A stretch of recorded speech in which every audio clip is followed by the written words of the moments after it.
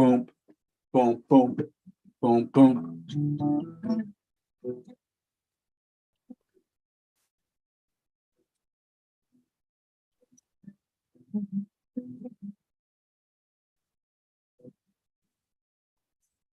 Let's get this train rolling, Matt. HFR from the floor. Mistrade. Suspended. Exiled. Matt Davio. Good morning, Matt. Morning, Bob. How are you this morning? Chipper as always. Chipper as can be. Hold on. Got the, you know what I need to do is get a hanger up on the wall to display this beautiful Breed Love guitar. And maybe that's what I'll do. Man, we got a RIP here that you shared in the network, obviously shared all over. Right. The voice of our game, Major League Baseball Network mourns the passing of Vin Scully. What an iconic voice. And man, I know growing up in Detroit, there were some for sure radio sports personalities for hockey or football or baseball. Who was your baseball guy? Jack somebody? Wasn't it? No. We had Ernie Harwell. Ernie Harwell. There it is. Ernie Harwell. Al How many Sundays did you spend in the backyard with the barbecue, your dad barbecue, and the ball game on the radio? Yeah, I mean, AM 760, AM 760, WJR, because that's where the Tigers were broadcast, and Michigan and et cetera. But Vin Scully, who retired just I think maybe 2 years ago, or maybe only a year ago, passed. And last night I went down the memory hole of just two of my favorite calls of Vin Scully's. One, and I listened to the Kurt Gibson, and by the way, that was like a 15-minute battle between Dennis Eckersley. Like the at bat took that long. He was fouling off pitches. He was. I know. He was gimping and just following them off. He could barely walk. You're like, how could this guy how could he even walk? And he could barely walk, and then he just slapped that thing, and Gibson just slapped that thing. He did like a slap pull, and he cranked. It was so great. Do you remember where you were? Back then in the 80s, I forgot how just emotions, because you didn't have a phone in your hand, so everybody was in the moment, right? Like even sports now doesn't have that type of situation. Like I was thinking about this, like even if you were at a Michigan game and you're going to beat Ohio State for the first time like you did last year, I bet you that noise was nothing like it was in 1969 when Bo upset Ohio State for the first time in a long time, because they had gone through like 15 years of hell. Late 50s and 60s. Are you telling me that you think that half of the 100,000 people are on their phones? Yeah, nowadays, I started thinking about this, and I really think that's I don't know. Do you have any thoughts on that? Because I think it's Well, I have two thoughts. There's very few sporting moments where I can tell you exactly where I was, and that call for sure. I was at 1130 North Dearborn in Chicago, what was our apartment number? 1501, maybe.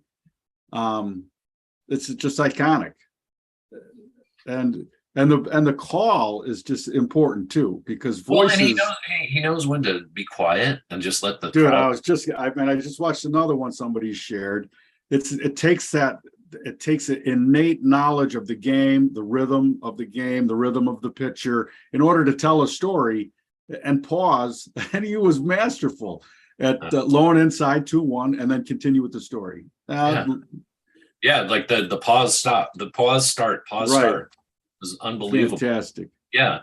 And I forgot how good Joe Garagiola was too, as like the color guy. He was really good too. I forgot he was a great color guy in the 80s with Vin Scully, and they were doing like the game of the week and Saturday Night Baseball or whatever they had, because they didn't, you couldn't watch every game back then. No. So, hey, the other thing I thought about too just now actually is when I first started on the trading floor, I was a broadcaster as I was a phone clerk talking to the Chase Manhattan D-Mark desk and Canadian dollar desk, and I was play by playing the market, sure, and all day long, like Right. this, 2-3, 2-3, three's paid. Morgan, 4 bid. Banks jumping in here. Where's your offer? Where's your offer? Paper's buying, paper, and you just play by play it. And for sure, some guys got kicked off the phone because they were terrible at the play by play for the market. Like, give me anybody but that kid. He's fucking terrible. Right. That was never me, by the way. But anyway, hats off to great play by play and unique voices, because, I think that's another big part of it.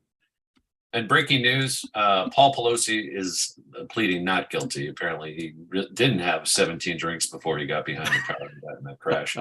The question by me was he masked up, for God's sake? Is he guilty of insider trading again? And let's start with Hong Kong Fui. We'll call it HKD because they changed the symbol. It used to be just like Ameritrade, AMTD. And I saw this stock last week. It started peaking up because she was heading to Taiwan. And, this thing was whatever, like, again. There it is. There it is on my screenshot, Matt. Since you're sharing, you can't see it. But at one point there, a market cap bigger than Home Depot, Eli Lilly, Pfizer, Coca-Cola, Roche, and Bank of America. And from what I understand, they don't really produce anything. They don't do anything. Yeah. But, hopefully Nancy cashed out on that. What a great trip for her, right? She basically pushed the envelope. World War III looks, on the doorstep thanks to her great work over there. But you know what? Good for her, because she got rich. Good for her. It's great for her, but not for the country. Thank you, Nancy. Thank you. Thank you and Paul for all that you do for all of us. Hey, Matt, speaking of Batgirl, Nancy Pelosi, let's jump over here because Warner Brothers, they spent $90 million on the production of Batgirl, and they've just decided not to release it anywhere. Things that make you go, wow, that's weird. Now, either this film there's only two things.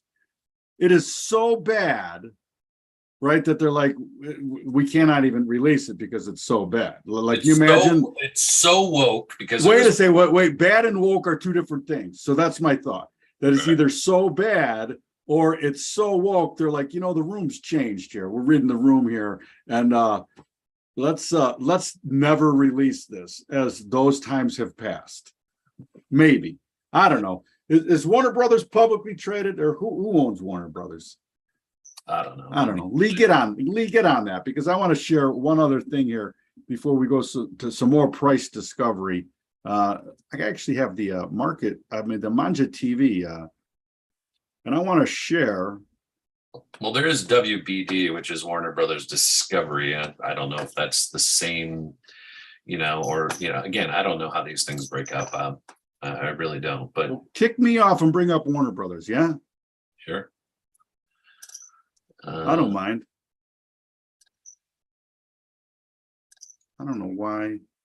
So, they've got earnings coming up, so we'll probably be taking a loss on that $90 million film. But that's looks like today at the close. Tomorrow, right? Tomorrow's the 4th. Excuse me. Correct. This week is so slowly going by. I don't know what to do, because we're just going higher and higher. And now we're up. We're up 15% in the NASDAQ in 15 days. All's good. The bull market is back. Leave it with you there. Well, not so fast. Not so fast. All right, this is what I want to share, because we have a shout out here. Adobo Loco, a local band. The guy's from Hawaii. Well, he used to live here, but yeah. Well, he's back here for sure, producing here. Adobo Loco. They're salsa verde. He makes great hot sauces. And man, it is that corn on the cob time of year. Ripe tomatoes are right behind also. Right. If you live in the Midwest. For just one of my favorite times of year. Ripe tomatoes, fresh corn on the cob. And we toyed with the modified elote. I don't know if you know what elote is, but it's Mexican street corn. They usually use mayonnaise and some sort of spice, and then cotija cheese. The cotija, just like the taco, necessary. And so I put butter, the Adobo Loco, salsa verde, which, man, this morning I felt it, because it is hot. It is well spiced. And the elote cheese, fantastic. We got a whole cheese week going here. We've talked cheese a lot. As yesterday we shared the christening, the baptism in Wisconsin. They just throw a slice of cheese on your forehead. I'm surprised Aaron Rodgers hasn't done a spoof on that. On the sidelines in Green Bay this week. Exactly. Cheese had that. Cheese him. Give him some cheese. All right, Matt. The other one, as we have a slow week brewing here, we got jobs on Friday, but I wanted to look at RBC and I wanted to talk about this thread. We've talked about how credit card debt is rapidly rising, right? Household debt in general rapidly rising. But this other thread that I've recently seen is that in Canada, 40% of the mortgages are on adjustable rate mortgages. And you know as well as I don't think anybody was prepared. If you were a homeowner on an adjustable rate mortgage, if you're you got to be shocked at what your mortgage rate looks like now, right? In a few months, if you're on an adjustable, but which again, this is your thread. I don't know anything about adjustable rate mortgages in Canada. Well, first of all, it's obviously it's a way in a low short-term interest rate environment for you to get more house than you can afford if rates go higher, for sure. And Canada does not have the tax benefit of being able to write off your mortgage interest either. So it's got two strikes against it in this environment, as far as I'm concerned, for being a homeowner. Like all of a sudden your mortgage payment went from $900 to $1,600. I mean, a lot of these have doubled, right? These mortgage rates. Yeah. And since the curve's inverted, I don't know. So my immediate thought was, again, you have these thought conversations in your head and you're like, well, who's going to get pinched? Well, the homeowner's going to get pinched for sure, right? Bingo, Lee. Default rates have to go up. Prices have to come down. And default rates, I want to say default rates in the US at least are almost like 25-year lows. So they're really low. Like we're below like 2%. Like nobody's defaulting. It's super low right now. Now that's a lagging indicator, of course. So, exactly. But we don't have a lot of adjustable rate mortgages like we did in 08 and 9, 05 through 9, right? Exactly. I mean, that was a big one in that time period. It's a completely different situation. But I just wanted to bring up, RBC just so you can look at it. It's RY and then big board, and it's come back into balance on a short-term 30-minute chart, which is a it's basically a quarterly view, just so you can kind of see what it's done in the last quarter. It's come back into balance from 90 to let's call it 98, and on top of this value zone's 103. Okay. Again, everything's just floating up, and I think today. Well, here, before you jump, show me a much longer term chart on RBC. Sure. Just fractal out. I mean, it's right sided and getting a little bounce, and again, if it got up to 102, I'd be pretty happy to pound the crud out of it there, because you're only talking $20 risk up to 120, right? Yes, thank you for the. Now, the one I want to talk about is Apple. Apple announced overnight that they're going to come out with another bond of $5 billion so they can buy more stock. That's what people are thinking, at least, because the stock is ripping today. It's up 5%, 165. But again, this was the year we talked about. I don't see it really getting over 168, 69, 70. I just don't. So. What's left? I mean, they came out with a bond, they had their earnings. They don't have they're not going to have new sales information until next quarter, which, again, is 3 months away. And that's when the new product comes out too. So all that will happen in the next 3 months. But there's a pocket of time now where there's just nothing. There's what other news can they come out with? We know they have new products coming every fall, but the sales numbers, et cetera, won't even show until, December. January, items there. So the hype and everything is always bought, it seems like with Apple, but this is driving the market today. When Apple's up 3%, guess what? The NASDAQ is up 3%. And I just want to talk about that a little bit, because I talked about it just briefly. I mentioned it to you when it came on. We're up 15% now in the NASDAQ in 15 trading days. So that's just 1% a day. You can annualize that. By the end of this year, we should. by the end of this year, we have another 100. Well, not only that, Matt, as it rallies, 80 days, so we should be up another 80% by the end of the year. I'm just doing the simple math for all you retail traders that this is a great algo. Just buy it because 1% a day is what we're going to do for the next 80 days. Right on. Okay. Beautiful. And that's heavy sarcasm, by the way. Matt, let's not talk. But it's so boring because it's so boring because it just ticks, tick, tick, tick. It's like watching. Well, here, let's talk about the trade setup from yesterday first. Okay. That we talked about. Yep. Because I agree with you that if your overall thought process is this doesn't make sense and I need to sell rallies, and that's fine. And if you're patient, like you're masterfully at waiting for these bigger levels on these profiles to participate on the short side. And we brought it up yesterday. The NASDAQ at 13,080 was right at the high end of that profile. And I was like, I'd sell it right here. And then we talked about the covered call where we buy the 13,080 call for today's expiration and we sell a future, making you short a half a future the way options work out. Yep. And what that does for you, the nuance on this is, first of all, you're buying the time, right? Not just a hard price stop, because you have time. So it could rally 300 points in your face. You only risk the 87 points that we paid for the call.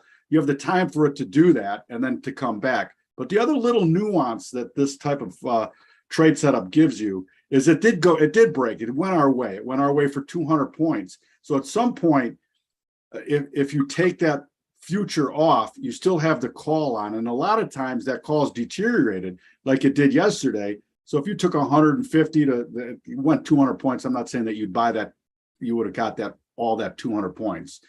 But you take it off and it's only worth 25 or 30 points. Now you don't want to be long. You didn't look to be long, but the trade setup gets you a little bit long, even if you didn't want that position. Let's just say you took 150 points net. You scaled out the whole way down, and you bought. You netted 150 on the short of the future. So you bought those because you sold them at 13,075. You bought them at 925, and it went down to 870, like you said. So you're not you just bought them somewhere down there because it was a sharp move too. Like you have to respect when the market gives you and that's the trade you wanted. So you got to take it, right? You take the profits. And yeah, the call, as I recall, yesterday was somewhere around 25, 28 bucks, somewhere in there. Yeah, so you can either take it off at the same time, right? This is one thing, or you can say, I'm going to let it ride and I'm going to risk that $25 for tomorrow, right? Or, but because I've already booked 150. So all I'm losing is another 80, which you're saying is 40. So I'm basically on that trade, I would have netted $100 if I just blew it out right there. Right. Exactly. But I think sometimes in trading, go ahead. If I just said, you know what, I'm just going to leave it because it's free. I've already I'm only risking another 25 or $12 or whatever, 12, half of that, whatever it is. So I've already basically locked in 110 points or somewhere in there on the net of the trade. And if I leave it on, and then today Apple comes out with a bond meeting, and you're looking at a chart like this, right? Boom. And again, this is your trade. I didn't do this trade, but if you did, if you took it off somewhere in here towards the close and you did nothing with the call, well, right now that call that expires later today is, let's see, 13,080, 171.50 bid. So it's up 90. So that puts another 45 into your pocket net, is what you're saying on the option, right? And not only that, I think more importantly is sometimes when you get, and we all do this as traders, you get pigeonholed sometimes on your trade idea. Like this stuff shouldn't be up here. But you use a covered call or a covered put, and it gives you this position counter to your intuition. And sometimes you just say, you know what, fuck it. They've been rallying these things. It got me a little bit long. I'm just going to stick with it. Why wouldn't I stick with it? Right. I want to sell it, but I don't think it's any good. And I think it just gives you that added benefit of giving you a small position counter to what your monkey brain sometimes says. And I just think it's a very helpful way to trade. And it reminded me of, scalping in the pit and just trading in the pit, where you had a big idea of where things were going. You got that position on it. It goes all the way there. And then on the out, since there was a bid and you just hit it, and it actually reversed your position the other way. And lo and behold, sometimes those things, just the interaction in the market, giving you a position that you never would have put on to begin with, right? Turn out to be great trades. And sometimes that just helps you as a trader. And this is one trading methodology that will do that. You're buying time on the stop. And the nuance of it is when it goes your way, if it goes your way, you get to play the other side of the market when you naturally just wouldn't do it. Right. I don't know. I think it's important. Today we're sitting here at 13,250 up at 330 points. Why wouldn't you do the same trade then again, Bob? You sell the well. First of all, here, if you have another great sell area, but this to me, like I think 250, 300 to 500 is perfect. All right, so you sell it for Friday. Yeah, so you sell one out right here at 256. That's where we're trading right now. So you sell one NQ at 256, and you buy the 260 call for Friday. You want to buy in that much in the money, huh? Well, no, wait, it's 256. I think I'm only talking. Actually, what I would do is what we did yesterday. I would look 100 higher. Again, that's our protection, and I would pay $72 for the 350. All right, so the NQ 350 call is 75 offer. Okay. All right, let's track this one tomorrow. Well, we're going to track it through Friday because that's when expiration is. Right, exactly. So we're getting short one NQ at 250, 262 right now. I'll just make it 250 for simple, but for those you can get a better entry, 262 as we speak. And buy that 350 for 75 and one of those and see what happens. All right, man. I want to share one other thing here, and I just came back across this picture. Somebody shared yesterday about pizza ovens, right? And that's me, circa 1847 on the Oregon Trail, Matt. With the Tuscan chuck wagon, and this little guy here on the end of it is a homemade pizza oven. That is a Traeger pellet hopper, definitely pellet hopper, and it's stuck into a Camp Chef 2-burner stove that we had the guts removed from it, and we had it all welded shut. Camp Chef sells a pizza topper for it, right? And bam, just like that, you got yourself a smoking hot pizza oven for your chuck wagon or for your patio. I know people spend a lot of money on these patio pizza ovens. I mean, I've seen some, $6, $7, $8 for a patio pizza oven. And the stymie in me said, no way am I investing that in a pizza oven for the food truck. What could I make one with? And that's what I did. Just to show you. I don't know. I was pretty proud of it. And there it is. There it is right now on my patio off of the chuck wagon now. All right, man. What else do we got? I saw a nice thread about we had the big trade in San Diego, and while he traveled there, the Padres didn't need Soto or was it Bell? They swept the Rockies at home in a doubleheader against Colorado Rockies, 13-2, and then they came back with a walk-off, and I think in the bottom of the ninth to win. So the Padres 3-2 in the second game, and now you bring on the muscle. Wow, it's going to be a fun pennant race. Even though Padres are 9 back, I don't expect them to win the division, but this run in the playoffs as a wild card will be interesting, I think, and I'm assuming they make it. So good for the Padres. What a trade, huh? Absolutely. All right. I think that's what we got here. Quick show. We're going to talk guitar playing tomorrow because there's a good thread about great guitar players, and I want you to weigh in on that one. Oh, by the way, hold on. I got a little tip for our traders watching out there. The sheet today The sheet today gave a 277 point target. We opened at let's just call it 13,000, and we are trading at 269.